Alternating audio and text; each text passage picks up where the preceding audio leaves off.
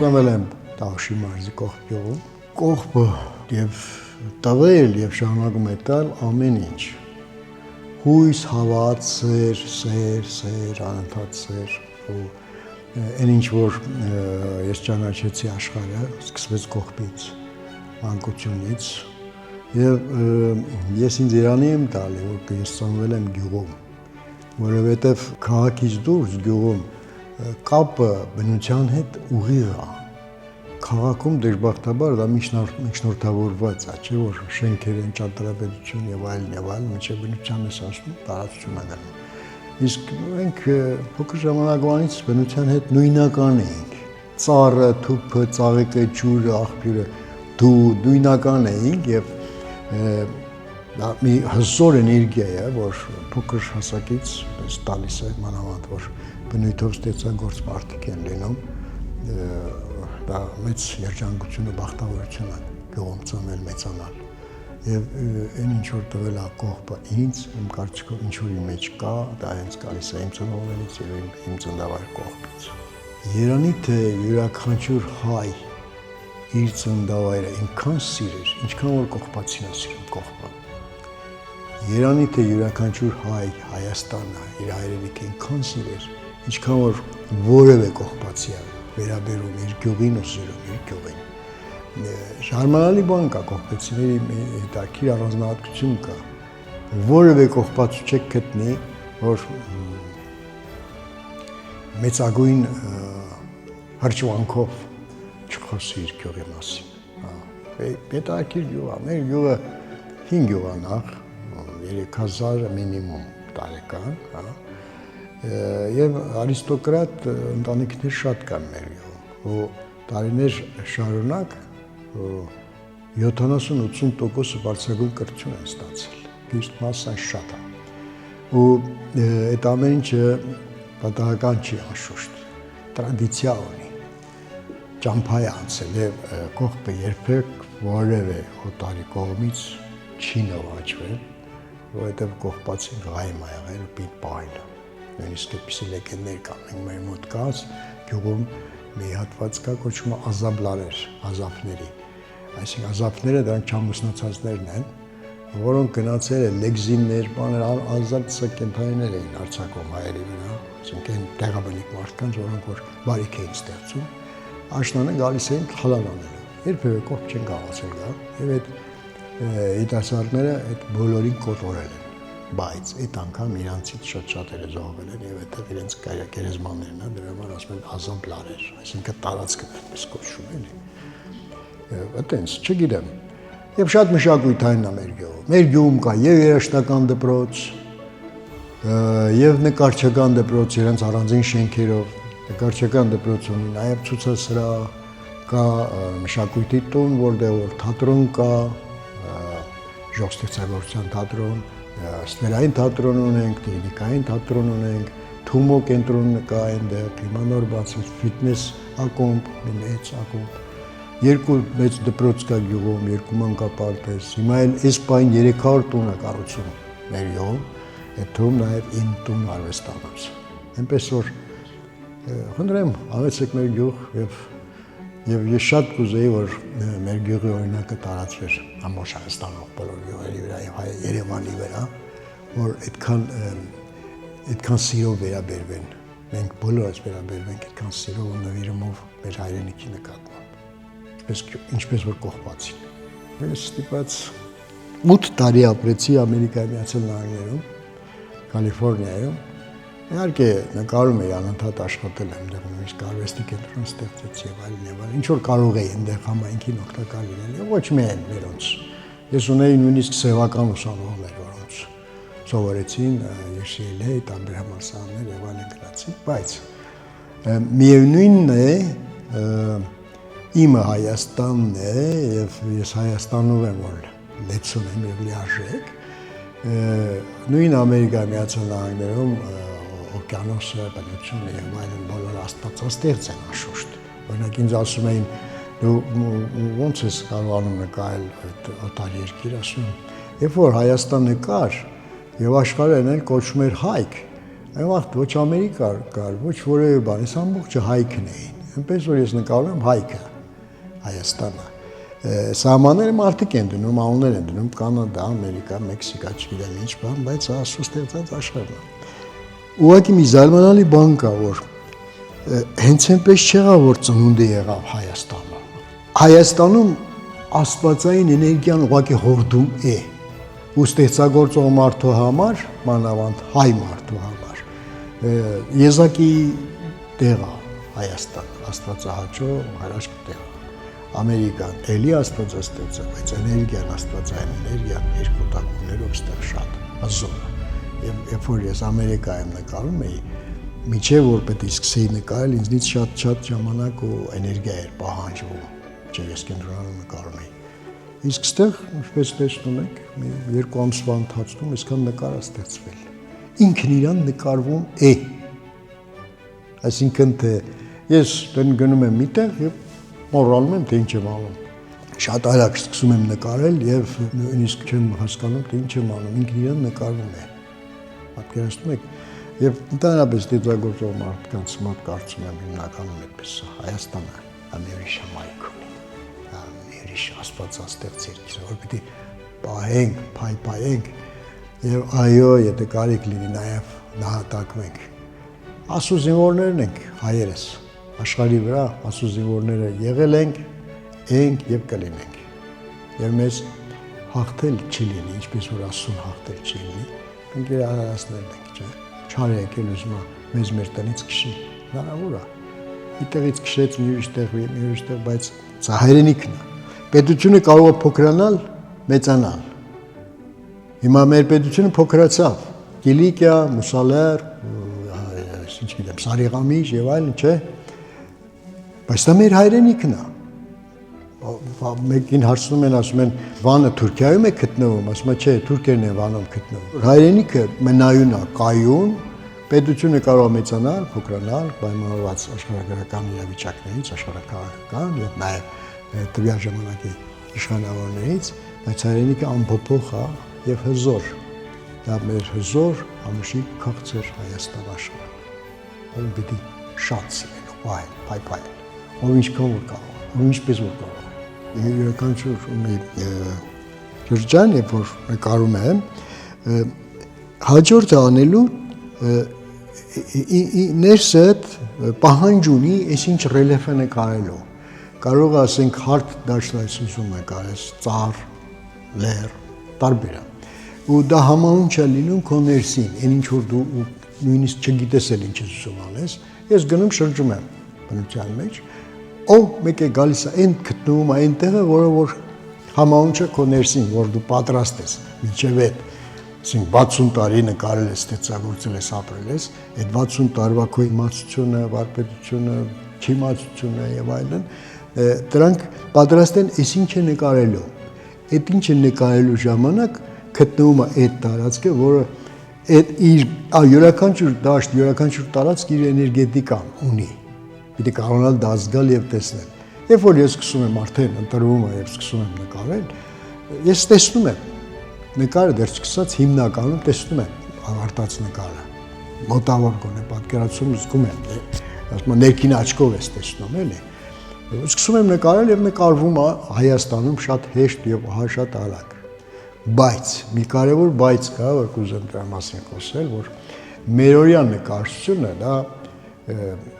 էներգիա պիտի ունենա արագ փոխանցվող էներգիա որը անպայման պետք է լինի դրական էներգիա պոզիտիվ էներգիա նեգատիվ այնքան շատ է աշխարհում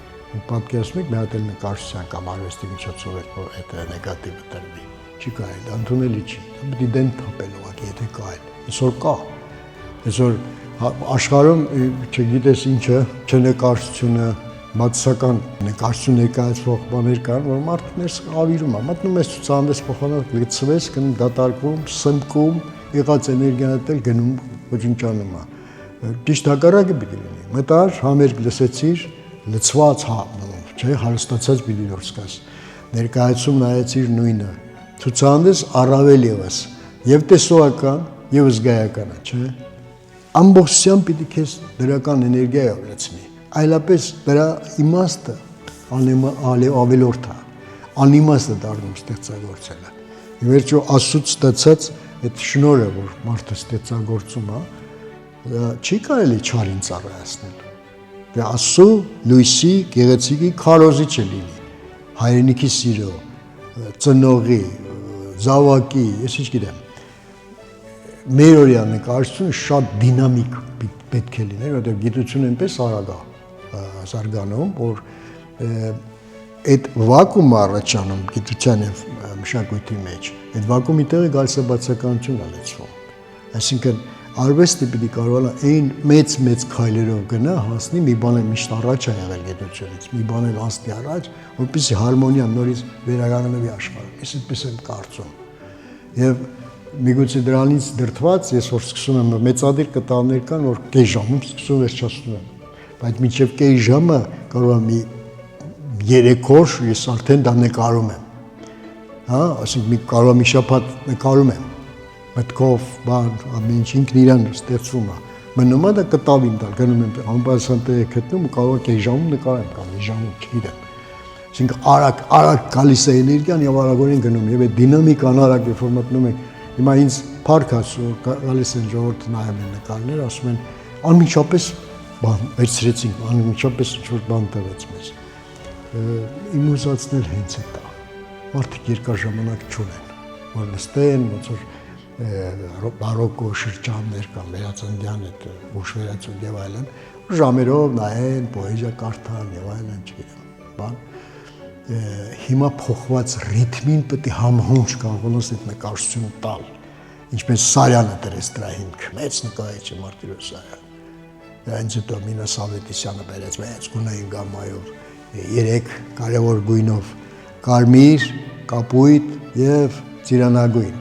կամ դեղին, որոնք գույներ են։ Դրանց հիմքը դրեցին, ամրացրին եւ դրանք Սուրբ Երրորդյան գույներն են՝ Իմիջայլոց մեր դրոշի գույները որ կան, չէ, ինչ ապուշ բաներ են ասում, կարմիրը արյան գույն, չգիտեմ ինչ, դրանք Սուրբ Երրորդյան գույներն են, կապույտը Քրիստոսի գույնն է, կարմիրը Աստծո գույնը, որ միշտ կարմիրով է ներկայացել, եւ ծիրանին Սուրբ Հոգու գույնն է, այսինքն դա ենթագիտակցական բաներ են, գույներ են, որ անկախ մեր կամքից դա կա այդ գույները, եթե այդ գույներով է ստեղծագործում, ինչ էլ անես, հոգևոր է դառնում քո արած մշակույթը, մշակույթն ինքը հոգևոր երևույթ է, չես փախչի, խոսքս թեմատիկ հոգևորին չի, սյուժետային հոգևորին չի վերաբերում, խոսքս ամբողջական հոգևորին է վերաբերում, էլի, որպես մշակույթ։ Հայաստան վերադարձից հետո ես ակտիվ սկսեցի ստեղծագործել, եւ երբ որ նկարները արդեն որոշակի ցուցահանդեսային մասշտաբ կերկեցին, միջանցել տևեց 2-3 ամիս, չավել, դեռ շատ արագ աշխատեցի, այդպես ուզեցի, ոչ թե ինձ պարտադրեց, այլ այդպես ուզեցի անդադ, ամեն օր նկարներ էին ծնվում։ Առաջացել է գաղափար, որ ցուցադրվի այդ նկարը եւ ինչ որ տեղ եմ բացը լրացնեմ, որ երկար ժամանակ ստեղ չեմ եղել։ Եվ վերադարձ վերնագրեցի պայմանավորված եւ իմ վերադարձով եւ նաեւ վերադարձ եւ այդ խորհրդանշական մենք նկարը, որ շուտ եմ նկարել, դերեցի հենց կենտրոնում, վերադարձ ոչ միայն իմ դեպի Հայաստան, այլ մեր դեպի մեր հայրենիք, որը որ պետության սահմաններով չի պայմանավորված։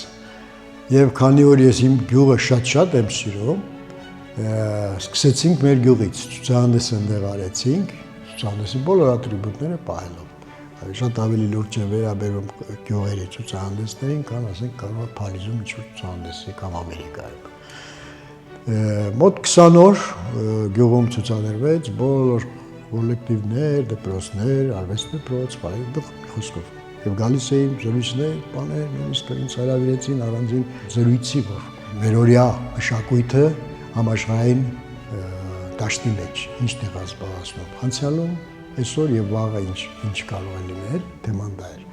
Այնուհետև ցուցահանդես տեղափոխեցինք Վանաձորի պատկերասրահ, այնտեղ էլիսի բանը խորհրդանշական եղավ այդ ցուցահանդեսը երեկոյա ցուցահանդես, այնուհետև տեղափոխեցինք Իջևանի պատկերասրահ եւ այդ մյուս տեղափոխումը, որ մենք արդեն պլանավորել էինք այստեղ Փյունիկի ցուցասրահում, այդ ընթացքում անկարծամահ եղավ իմ շատ սիրելի եւ մեր բոլորիս, բոլոր նրանք, ովքեր ճանաչում էին, այդ սիրելի Բերիշ Կարտավա Սահակյանը, մեր գյուղացի, կողբացի,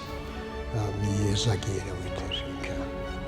որպես մարդ, որպես բժիշկ եզակի էր, եւ ես որոշեցի, որ Երևանյան այս ցուցահանդեսը գոնե ինչ-որ ձևի մեջ հիշատակում իմ կողմից նվիրեմ իմ ընկերոջը, մեր բոլորիս սիրելի Բերիշ Կարտավա Սահակյանի հիշատակին։ Այդպես ուրեմն Երևանյան այս ցուցահանդեսը կայացավ։ Աշխարհը նման է մի ընտանիքի, որտեղ անհաջող զավակներ էլ կան։ Չէ՞, մի մեծ ընտանիք, որ ասենք այդ ընտանիքը իրան ամեն ինչ տալիս է, կերակրում, բանանում, ուսում եւ այլն, մեկ է թողնում գնում են, հեռանում են, ուսում են արհամարել, վիրավորել, ոչնչացնել իրենց այդ կան չէ՞ այդպես ընտանիքներ։ Աշխարհը այդ տենց մի հատ մոդել է, էլի։ Մեր պարագային մենք տվեցինք ահռելի մշակույթ ամբողջ աշխարհին, քաղաքակրթեցինք աշխարհը։ Ես չեմ խուսափում այսպես ասելուց, եւ սա անպագորգոր բառեր չեն,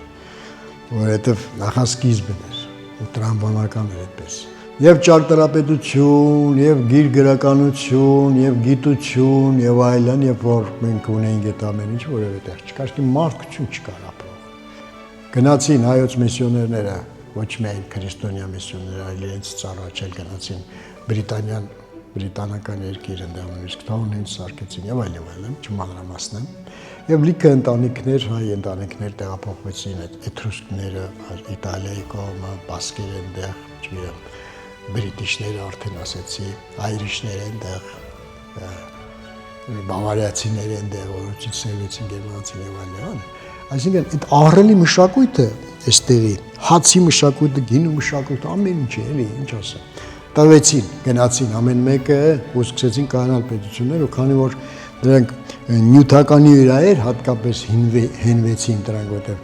հիմնականում վայրի ցեղեր, ինչ է շուրջ բոլորը, այսօր էլ այդպես, միջայլոց, դրա համար էլ տենց հումմիս են սիրում արոնը մեջ եւ այլն, տենց նստեղից չի գալիս։ Ու սկսեցին մոռացության տալ եւ սկսել ոչնչացնել են երկիրը, որտեղից որ իրենք սերվել են։ Հասկանում եք, դա շատ տխուր պատմություն է։ Այսօր ամեն ինչ անում են, որ հայը նկատելի չլինի աշխարհում։ Ես նոր խոսում եմ Վիլյամ Սարոյանի մասին, որ դասական գրող է։ Այսօր Վիլյամ Սարոյանը, որովհետև Վիլյամ Սարոյանն է, Սարոյան հասկանումն է կրում։ Դա դժբախտաբար դեր է խաղում, որ այսօր առանձնապես այլևս կարևորություն չեն տալիս Ամերիկայի Միացյալ Նահանգներում։ Հաշվի գործում խնդրեմ, հաշվի գործում ինչ որ անհասկանալի հասկանում չէ, ոստանիկ Ադոյանը։ Եվ այսօր էլ հայ մշակույթը եւ գիտությունը աշխարհում ահռելի մեծ դեր ունի, դերակատարություն ունի, բայց չի ներկայացվում որպես հայ մշակույթ։ Չի ներկայացվում այսօր։ Վաղը նորից մեր կարիքը ունեն։ Վաղը աշխարհը նորից մեր կարիքն է ունենալու։ Եվ այդ շարունակականությունը մշտական այդ ընթացքը պետք է կարողանանք ապահովել, չարեցնասում մեր ուժը մեր միասնականության մեջ, չէ՞։ Մեզնից ավելի միասնական ժողովուրդ աշխարհում չկա։ Գիտեք ինչու՞։ Օրինակ բերեմ։ Օտար երկրում որ գնում եք, չէ՞, օտար երկրներ։ Որևէ ազգ այնքան չի փնտրում իր տեսակին, իր ազգին, որ գտնի մի քիչ հետը շփվի, կամ ինչ որ միջավայրում ասի, այն ռուսա կամ ես ինչ գիտեմ, ինչա, անգլիացի է, ինչա։ Մի համար տանտարբեր է։ Ոնց որ դե հայերը։ Հիմա ես Գլենդելում եի ապրում Ամերիկայում։ Հայերն ասում են, չէ, ուզում եմ պրոմ յանի չշփվեմ, բան չեմ։ Բայց առանց իրար չէին կարող, հասկանում եք։ Մենք միասնական ուժ ենք։ Եվ մենք միասնական ենք, մեզ համոզել են իբր թե միասնական չենք։ Այդպիսի բան չկա։ Այդ այդ սուտին, այդ կեղծիքին չպետք է հավատանք։ Մենք իսկապես միասնական եւ ամենալավ ժողովուրդն ենք եւ մեր երկիրն ամենալավը։